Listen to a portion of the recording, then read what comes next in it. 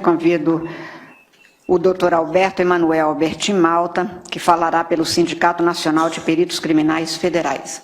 Vossa Excelência tem até 8 minutos também para se pronunciar e está com a palavra. Obrigado. Excelentíssima Presidente, excelentíssimo relator, ministro Gilmar Mendes, excelentíssimos ministros, excelentíssima ministra. Falo em nome do Sindicato Nacional dos Peritos Criminais Federais. A pertinência temática de nossa intervenção vem da Resolução 23.550, editada pelo TSE, que indica quais são as instituições competentes a participar do processo antecipado de fiscalização e auditoria dos programas de computador que compõem a urna. Dentre essas instituições está o Supremo Tribunal Federal e também está o Departamento de Polícia Federal, dentro do qual os peritos criminais federais com especialização em informática são aqueles que têm habilidade para interferir. E o fizeram. Participaram do teste público de segurança do sistema eletrônico de votação. Teste esse que foi composto, talvez, pelos maiores nomes da computação do Brasil. E o resultado foi que esses profissionais conseguiram, sim, encontrar diversos vícios, diversas falhas no sistema eletrônico de votação. A título de exemplo, conseguiram esses profissionais fazerem ataques ao sistema de inicialização da urna. Conseguiram gerar um boletim de urna falso. Conseguiram também obter a chave criptográfica da urna. Conseguiram ainda, e o que é mais grave, recuperar a ordem do RDV, que é o Registro Digital do Voto, e é o que garante o sigilo do voto. E, portanto, conseguiram identificar qual era o primeiro, o segundo, o terceiro voto de cada um dos eleitores. Senhor presidente, o senhor me permite? Eminente advogado, eu queria perguntar a Vossa Excelência se esse é um teste oficial, foi divulgado, sim, quando foi feito, como foi feito, sob os auspícios do TSE. O TSE já porque fez. Queria dizer a Vossa Excelência que quando fui presidente do TSE, isso não significa absolutamente nenhuma antecipação de voto, opinião, nós fizemos uma auditoria pública por meio de edital, com personalidades que testaram a rigidez das urnas e que foram recrutadas, ou se habilitaram, melhor dizendo, a esse teste, pessoas oriundas da academia, das Forças Armadas, particulares, e naquela ocasião, depois de uma semana de testes intensivos, nenhuma falha nas urnas foi encontrada. Então, eu queria apenas que Vossa Excelência, se pudesse, esclarecesse que tipo de teste é esse que foi feito e quando foi feito, sob os auspícios de quem, a pedido de quem e como é que isto foi divulgado. Os testes foram feitos. A participação, se possível, agregando a Vossa Excelência, do próprio Tribunal Superior Eleitoral, que faz esses chamamentos públicos diuturnamente. Os testes... Porque essa, senhor presidente, é uma imputação muito séria. Da maior gravidade. Séria, e precisa verificar a verossimilhança disso. Eu estou impedido, senhor presidente, que eu formulei um pedido das informações, mas eu queria apenas esclarecer que há menos de um mês foi realizado o último teste. Isso. Todos os processos eleitorais são feitos. Eu queria saber se foi nesse teste. Teste de 2017 e de 2016. Ah, sim. Agora, principalmente foi encontrado pelo tribuna é um dever do advogado. Pelo grupo G4, que é o grupo do advogado Peixinho, do perito Peixinho, pelo grupo também do professor Diego Aranha, da Unicamp, e também pelo grupo do professor Dourado Rezende. Ok? Se o relatório do TSE... Para deixar isso claro, o TSE, com licença do advogado, o TSE, a rigor, sempre fez esses testes. Todos os chamamentos são feitos. E isso está, inclusive, nos atos normativos que balizam toda essa questão. E houve, de fato, e o tribunal sempre chamou, na verdade, chama os melhores hackers, os melhores peritos, para fazerem esse teste, em nome da segurança do sistema. E depois faz o reteste, de modo que isto, neste caso, inclusive, o tribunal reconheceu o trabalho do professor Diego Aranha, que conseguiu progresso, mostrou falhas e depois houve a reprogramação. De modo que isso é absolutamente normal e só mostra a seriedade com que o TSE tem se havido nesse tipo de matéria. É absolutamente rotineiro isso que se faz. Mas só para efeito de... Eu essa é uma afirmação que está sendo feita da tribuna, é muito séria. O questionamento do ministro Lewandowski, exatamente porque talvez as pessoas não saibam que estes testes são feitos a cada período, publicamente, com chamamento público, público e dado a público, inclusive, todas as informações relativas, mas Vossa Excelência continue e eu darei o interregno do questionamento. Obrigado, e apenas em resposta ao questionamento, o relatório a que me refiro é o relatório mencionado pelo ministro Gilmar Mendes e que está disponível no site do TSE. A minha indagação, o último reteste feito é de 2018, esses dados? 2017. 2017. 2016, 2009, 10, 16 e 17.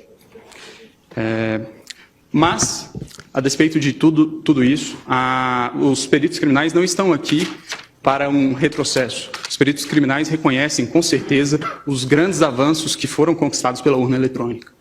E é bom que fique bastante claro que a impressão do registro de voto não é um adeus ao voto eletrônico. O voto eletrônico permanece sendo um voto eletrônico, apenas com mais um mecanismo de auditoria. E aí é importante trazer quais são os 3 principais pontos que são indicados como as auditorias possíveis e viáveis em uma situação como essa. Indica os técnicos responsáveis pela elaboração do sistema, que o RDV seria o registro digital do voto, seria um mecanismo para se apurar, se embaralhar os votos e se apurar a quantidade de votos. É bem verdade, mas esse sistema, o RDV, apenas permite apurar se foi adicionado ou excluído algum voto, e não se o voto foi registrado devidamente como o eleitor confirmou no momento que apertou o botão. O boletim de urna, do mesmo modo, ele permite sim uma auditoria, mas ele permite a auditoria da conferência conquistada escrito no boletim de urna com os resultados que foram apresentados no site do Tribunal Superior Eleitoral. Mas ele não permite, novamente, se verificar se o voto foi registrado de maneira adequada.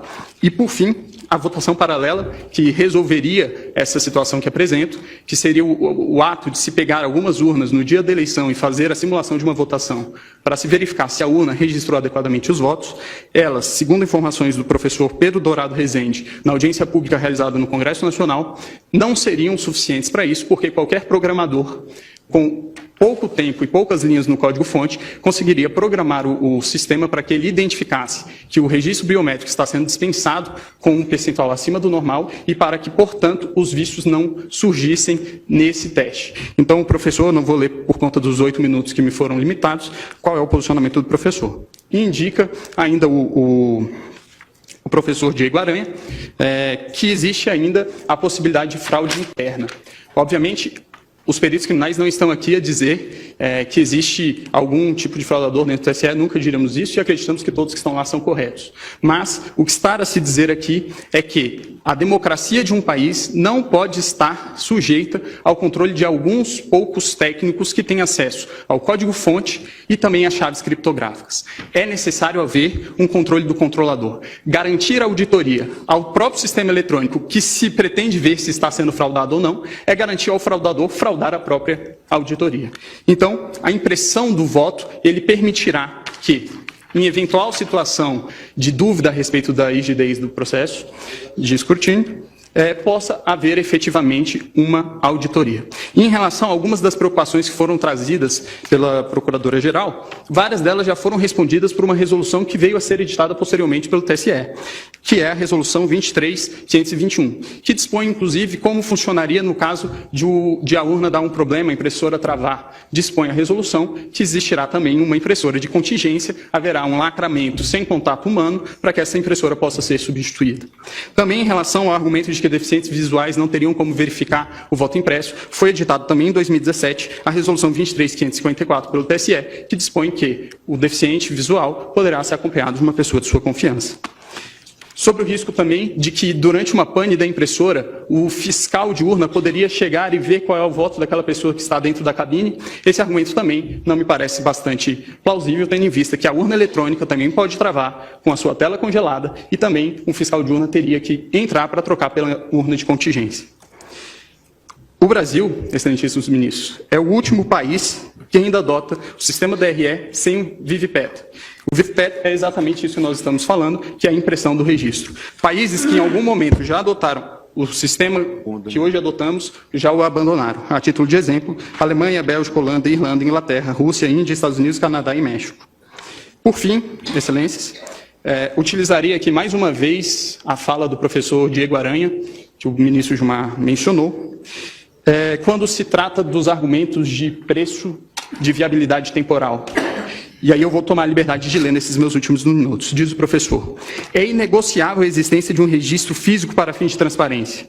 Em situações de vitórias cada vez mais apertadas, não se pode ter dúvida sobre o resultado correto das apurações. Sobre a questão orçamentária, eu gostaria de finalizar dizendo que a possibilidade de auditoria de uma eleição não deveria ter preço. Esse é o requisito de qualquer eleição: provar para os participantes que o resultado é apurado e honesto. Isso não deveria ser negociável. A discussão, se não é possível acomodar no sistema atual brasileiro para que ele possa ser transparente, inverte completamente a sequência lógica das coisas. Transparência é um requisito. E ainda em relação ao preço, são vários os exemplos que podem ser encontrados na rede mundial de computadores de gastos semelhantes com coisas que, acredito eu, não tragam tantos benefícios à democracia do país. A título de exemplo, o governo federal gastou 800 milhões de reais em publicidade no ano de 2017. O valor estimado para a impressão do voto, é de 2 bilhões de reais. Por fim, inexiste inconstitucionalidade no dispositivo.